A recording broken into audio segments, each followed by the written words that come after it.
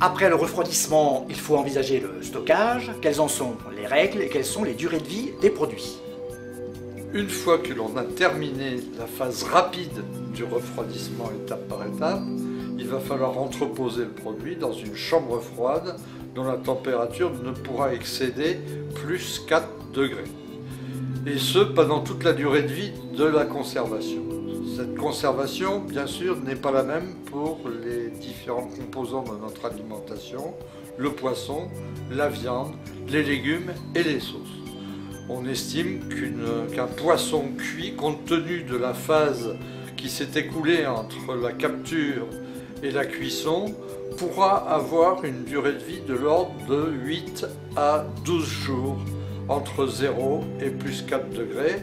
Et si la température est plus proche de 0, on sera encore plus fiable dans cet intervalle de temps.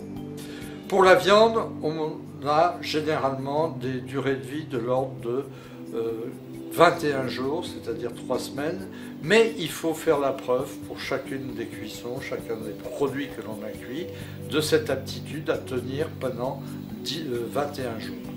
Pour les légumes, il n'y a pratiquement pas de règle et on peut maintenir les légumes pendant 35 jours à des températures voisines de 0 à plus 4 degrés. Enfin, les sauces qui ont été cuites ou pasteurisées sous vide pourront se garder également pendant 42 jours.